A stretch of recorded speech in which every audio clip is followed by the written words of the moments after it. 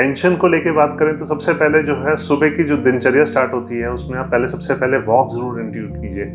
Walk जो है आपके हार्मोन्स कॉर्टिसोल लेवल्स जो होते हैं बॉडी के अंदर उसको नॉर्मल करने में हेल्प करता है। एलोपैथी लंबी खानी पड़ती है फिर भी आपको क्योर नहीं मिलता है, होम्योपैथी में लंबा खा के आपको क्योर मिल जाता है। ये एडवांटेज रहता है लोगों में अवेयरनेस क्रिएट करने के लिए। एक इंडिविजुअल लेवल पे अवेयरनेस क्रिएट करने में फ़र्क आता है और एक गवर्नमेंट लेवल पे अवेयरनेस क्रिएट करने में फ़र्क आता है। ये जनरली 2-3 महीने में बच्चा जब ग्रो कर जाता है तो पता लगता है कि बच्चा ऑटिज्म है या नहीं है। उसमें प्रॉपर एक परफॉर्मा बनाया गया है गवर्नमेंट द्वारा, उसको हमको फॉर्म फिलअप करना पड़ता है, उससे पता लगता है कि ऑटिज्म है या नहीं है। नमस्कार, मैं हूँ गार्गी चक्रवर्ती। आप देख रहे हैं हमारा खास कार्यक्रम। हर कहीं आपने ये सुना होगा कि सब्र का फल मीठा होता है। मैं ऐसा क्यों कह रही हूँ? दरअसल आज हम आए हैं डॉक्टर गगनदीप एस आहूजा के पास। एक होम्योपैथी डॉक्टर हैं और बहुत जाने माने डॉक्टर हैं। सब्र इसलिए मैंने बोला क्योंकि होम्योपैथी में सब्र रखना बहुत ज़रूरी होता है, क्योंकि वो जड़ से चीज़ों को ख़त्म करता है। और बाकी चीज़ों के बारे में हम डॉक्टर आहूजा से ही जानेंगे। सर, आपका बहुत बहुत स्वागत है हमारे चैनल पे। नमस्कार जी। सर, जैसे कि मैंने शुरुआत किया कि सब्र का फल मीठा होता है, इस पे आप क्या कहना चाहेंगे? क्योंकि एलोपैथी जो है तुरंत क्योर कर देता है। कई बार हमारे पास ऐसा रहता है कि टाइम नहीं है, हमें तुरंत से सर दर्द हटाना है, बॉडी पेन हटाना है, तो हमें काम पे जाना है। लेकिन जड़ से अगर चीज़ों को ख़त्म करना है तो कहीं ना कहीं आयुर्वेद या होम्योपैथी ही बहुत सही रहता है। ये कहना बिल्कुल ठीक है कि होम्योपैथी से जड़ से चीज़ ख़त्म होती है, क्योंकि हम लोग जो हैं जनरली डिजीज़ का कॉज फैक्टर देखते हैं, हम सिम्टम्स पे ट्रीट नहीं करते हैं। अगर हम कॉज को ट्रीट करेंगे तो उसमें टाइम लग जाता है ठीक करने में। कॉज वेरी कर सकता है पर्सन टू पर्सन, इसलिए फॉर एग्जांपल से अभी हमने सिर दर्द की बात की तो सिर दर्द का मल्टीपल रीज़न हो सकता है, जैसे कि गैस बनना, टेंशन होना, स्ट्रेस होना, या फिर कोई दवाइयों का रिएक्शन होना, ओवर एक्सर्शन होना। तो हमें पर्टिकुलरली देखना पड़ता है कि किस कारण से हमारा सिर दर्द हो रहा है और उसको हम ट्रीट करने की कोशिश करते हैं जिससे वो परमानेंटली ठीक होता है। पर यह कहना कि होम्योपैथी बहुत स्लो एक्ट करती है, ये बहुत गलत है, क्योंकि अगर हमारे को प्रॉपर सिम्टम मिल जाए और प्रॉपर कॉज मिल जाए तो हम एलोपैथी से फास्टर असर दिखा सकते हैं देन एलोपैथिक मेडिसिन। और होम्योपैथिक मेडिसिन के साथ सबसे बड़ा एडवांटेज ये है कि ईजिली पैलेटेबल है, आसानी से ली जा सकती है और हम लोग इसको जल्दी से जल्दी ठीक करने में कामयाब होते हैं। ऐसा नहीं है कि डिजीज़ तो डिजीज़ वेरी करेगा। अगर हम लोग सिर्फ हेडेक की बात छोड़ दें और भी चीज़ें देखें, जैसे कि और बीमारियाँ देखें, एक्यूट डिजीज़ और क्रोनिक डिजीज़ दो चीज़ों में डिवाइड किया गया है डिजीज़ को। एक्यूट डिजीज़ में जैसे कि हेडेक हो गया, फीवर हो गया, कंजेशन हो गया, कफ एंड कोल्ड हो गया, इसमें हम लोग एक्यूट रेमेडीज़ देते हैं जिसमें हम 2 से 3 दिन में रिजल्ट बहुत जल्दी से देख लेते हैं। कंपेरेटिव टू क्रोनिक डिजीज़ जैसे स्किन की डिजीज़ हो गई, हेयर फॉल हो गया, गैस्ट्रिक डिसऑर्डर्स हो गए, रोमैटिक डिसऑर्डर्स हो गए, जॉइंट पेन्स हो गए, इसमें टाइम ज़रूर लगता है बट कम्प्लीटली क्योर हो जाता है। ये एक एडवांटेज रहता है जनरली होम्योपैथी का एलोपैथी के ऊपर। एलोपैथी लंबी खानी पड़ती है फिर भी आपको क्योर नहीं मिलता है, होम्योपैथी में लंबा खा के आपको क्योर मिल जाता है। ये एडवांटेज रहता है। जी सर, इसीलिए आजकल लोग कहीं ना कहीं एलोपैथी को मतलब कि थोड़ा सा इग्नोर करने की कोशिश कर रहे हैं, क्योंकि साइड इफेक्ट होम्योपैथी में नहीं है। आयुर्वेद होम्योपैथी में साइड इफेक्ट्स नहीं है जितने एलोपैथी में देखा जाता है अमूमन। ऐसा नहीं है कि साइड इफेक्ट नहीं है, सेल्फ मेडिकेशन की वजह से साइड इफेक्ट आता है। प्रॉब्लम यह है कि हमारे यहाँ पे होम्योपैथी और आयुर्वेदा को इस तरह से लिया ही नहीं गया कभी कि उसको एक मेन स्ट्रीम ऑफ लाइन से लिया जाए। पहले कोई भी बीमारी होती है पहले आप एलोपैथी में जाते हैं, सेल्फ मेडिकेशन कर लेते हैं, जिसकी वजह से साइड इफेक्ट्स आ जाते हैं। अगर आप होम्योपैथी को सही समय पे खाएं और सही डोजेज में खाएं तो साइड इफेक्ट्स नहीं है, बट आप इसको ज़्यादा डोजेज में लेंगे तो इसके भी साइड इफेक्ट्स हैं। जैसे कि हम बात करें घर के नुस्खे की, हम अजवाइन खाते हैं डेली बेसिस पे। अगर हम अजवाइन चुटकी भर खाएंगे तो प्रॉब्लम नहीं है, नमक चुटकी भर खाएंगे तो प्रॉब्लम नहीं है, बट नमक को ज़्यादा खाएंगे तो प्रॉब्लम करेगा जी। तो होम्योपैथिक मेडिसिन सब नेचर से बनी हुई हैं, तो नेचर से बनने होने की वजह से इसमें एडवांटेज ये होता है कि इसके साइड इफेक्ट्स कम है, बट इसके डोजेज के ऊपर मैटर करता है कि अगर डोजेज कितनी लेनी है जी। इसलिए हम कहते हैं कि आप डॉक्टर के पास जाइए, आप प्रॉपर डोजेज लीजिए, उसकी प्रॉपर प्रिस्क्रिप्शन लीजिए, आपको जल्दी रिजल्ट मिलेगा कंपेयर टू द एलोपैथी। जी, जैसे आपने बोला, ये मेरा भी मिथ आपने तोड़ा है कि साइड इफेक्ट होम्योपैथी के भी होते हैं अगर आप सही ढंग से नहीं लेते तो। Excess of everything is bad, वो सब चीज़ों में ही आता है। सर, आजकल के टाइम पे शायद ये टेंशन की वजह से होता है, जो भी है, जो ऑटिज़म है बच्चों में बहुत ज़्यादा दिखाई दे रहा है, और इसका कोई होम्योपैथी में कुछ है जो ले सकते हैं और बच्चे सही रह सकते हैं, या पेरेंट्स जब प्रेग्नेंट होती हैं लेडीज़, उनको क्या क्या चीज़ें ध्यान रखना चाहिए उस दौरान? ऑटिज़म आजकल इसलिए फैल रहा है क्योंकि अगर आप जाने ऑटिज़म होता क्या है और होता क्यों है।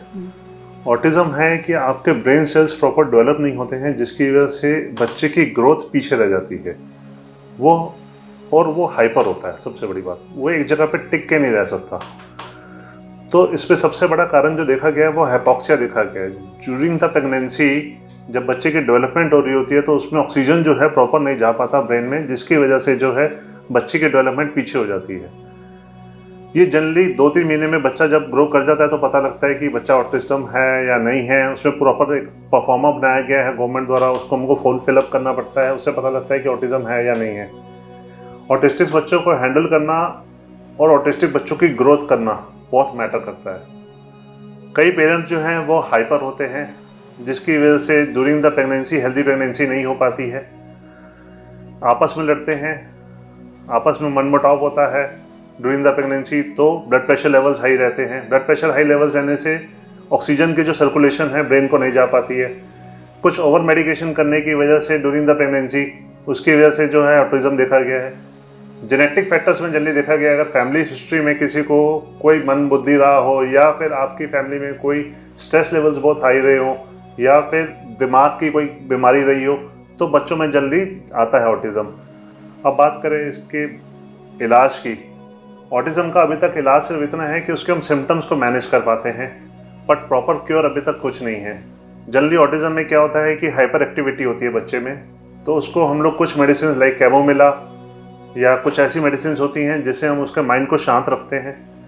वो उसके मन को शांत रखता है और दिमाग को शांत रखता है, आपस में कोऑर्डिनेशन बनाने में हेल्प करता है।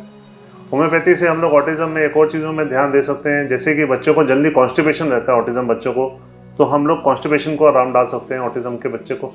पेरेंट्स को हम काउंसल कर सकते हैं ताकि वो ऑटिस्टिक बच्चे को कैसे ग्रोथ करें, और पेरेंट्स को भी कुछ मेडिसिन दे सकते हैं। इसमें पेशेंस बहुत ज़रूरी है। ऑटिज्म के बच्चे को ग्रो करने के लिए पेशेंस बहुत ज़रूरी है। सेकेंड, ऑटिस्टिक बच्चा जितने भी होते हैं वो अपनी एज से बहुत पीछे चल रहे होते हैं, तो उसमें बार बार पेरेंट्स को समझाना पड़ता है कि ऑटिस्टिक बच्चा है, कोई बात नहीं, थोड़ा पीछे चल रहा है तो कोई बात नहीं, आप ये दवाइयाँ लीजिए या कुछ दवाइयों का सेट्स लीजिए, उससे वो बेटर हो जाएगा। तो ऐसा है कि होम्योपैथी से हम उसको मैनेज कर सकते हैं, बट आपके क्योर है तो ऑटिज्म का अभी तक कोई क्योर नहीं है। बट मेरे पास कई पेशेंट्स ऐसे आते हैं, कई पेशेंट्स हैं ऑटिस्टिक के जिनको हमने बहुत तरह से मैनेज किया हुआ है, वो कंट्रोल हो चुके हैं, अब अपनी अच्छी लाइफ जी रहे हैं। बट हाँ, सबसे बड़ी बात इफ यू आस्क, क्योर नहीं है, मैनेजमेंट है।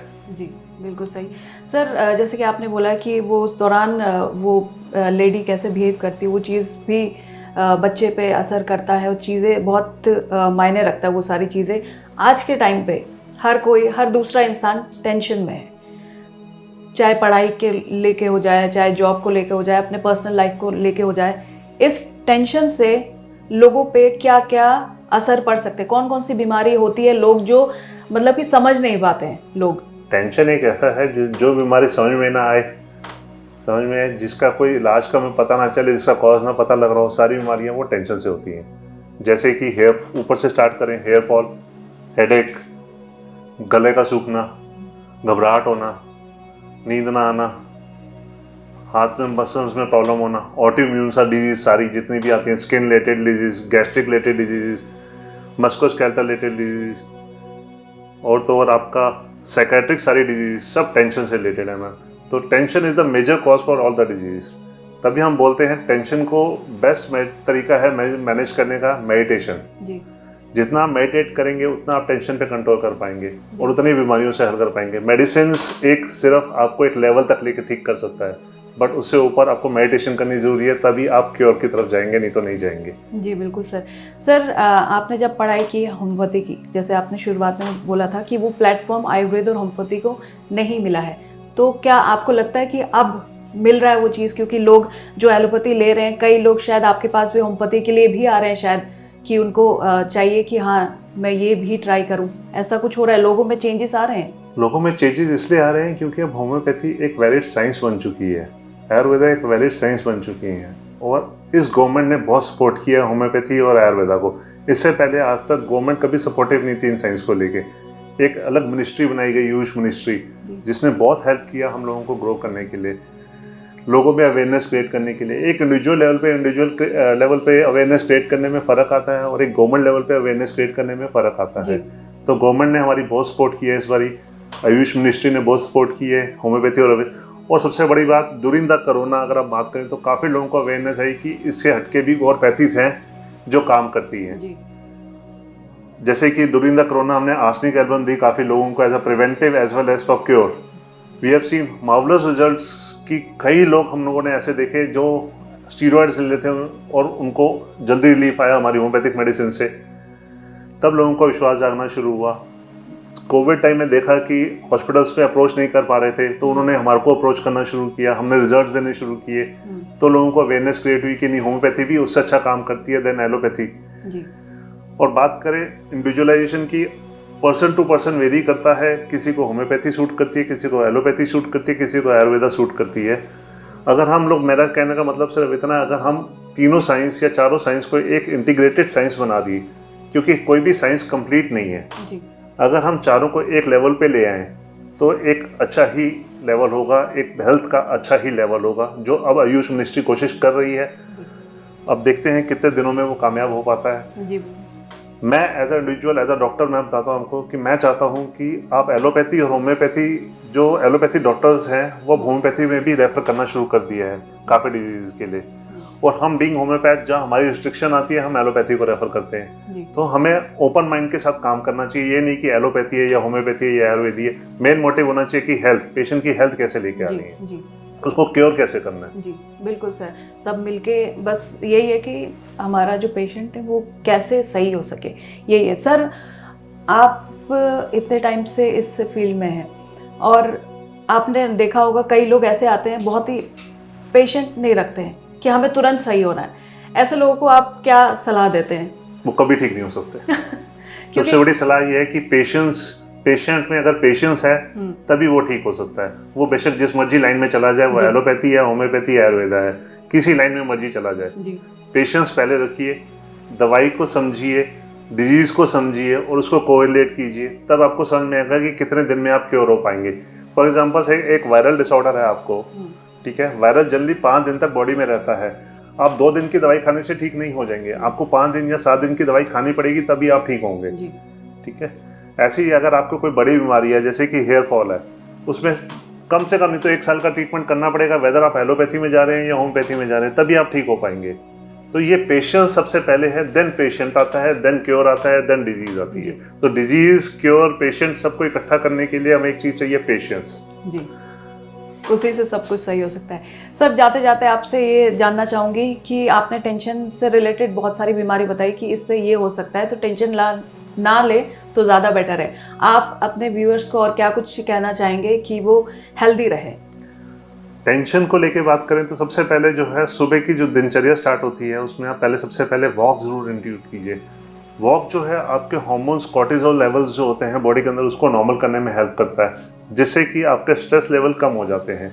दूसरा, ज़्यादा से ज़्यादा बात कीजिए, लोगों से मिलिए, आपस में घर में बात कीजिए ताकि आप अपने जो फीलिंग्स हैं उनको एक्सप्रेस कर सकें। क्या होता है कि आज की डेट में एक के पास या दूसरे के पास टाइम ही नहीं है, हम किसी के साथ बैठते ही नहीं हैं, हम अपनी फैमिली मेम्बर्स से बात ही नहीं करते हैं, जिसकी वजह से टेंशन हमारी डबल हो जाती है। तो आपका वो बॉस है या फैमिली मेम्बर है या फिर आपका घर में कोई भी मेंबर है, आप उनसे अपनी बात ज़रूर रखिए, कोई ना कोई सोल्यूशन ज़रूर मिलता है। टेंशन क्या है? बनाई हुई है। टेंशन बनाई हुई चीज़ है, कभी आती नहीं है। छोटे से बच्चे को कभी कोई टेंशन नहीं होती है, हमने अपनी ज़िंदगी में आप खुद बनाया है उसको, और उसी की वजह से डिजीज़ आती है। तो कंट्रोल लेके आना, सेल्फ कंट्रोल लेके आने से ही टेंशन जाएगी। जब तक आप सेल्फ कंट्रोल नहीं लेके आएंगे, अपनी लाइफ में एक शेड्यूल नहीं फॉलो करेंगे, आपकी टेंशन्स बढ़ती चली जाएंगी। हमेशा एक ध्यान रखिए, एक चीज़ लास्ट में यही कहूँगा, सबसे पहले एक लाइफ का शेड्यूल बनाइए। आपने करना क्या है, सुबह से लेकर शाम तक का शेड्यूल बनाइए। लिखिए कि आज मेरा डे कैसा जाएगा। कोई बातचीत होती है, कुछ मनमुटाव होता है किसी के साथ, बहुत कॉमन है, छोड़िए, आगे बढ़िए। आगे बढ़ना ही ज़िंदगी का नाम है। जी बिल्कुल सर, हमसे बात करने के लिए और इतनी अच्छी अच्छी बातें शेयर करने के लिए, सो दैट कि सब हेल्दी रहे, बहुत बहुत शुक्रिया। Thank you ma'am. तो ये थे हमारे साथ गगनदीप एस आहूजा सर, इन्होंने बहुत ही फ़ायदे वाली बातें कही हैं। सिर्फ दवाई से ही सब कुछ सही नहीं होता, चाहे वो आप एलोपैथी में चलाए, होम्योपैथी में चले जाए या आयुर्वेद में चले जाए, किसी भी दवाई से काम नहीं हो सकता जब तक आपका सेल्फ कंट्रोल नहीं होगा। तो कैसी लगी आपको हमारी ये खास पेशकश, हमें कमेंट करके ज़रूर बताइए। फिलहाल के लिए इतना ही। मैं हूँ गार्गी, मेरे साथ है कुलवंत सिंह।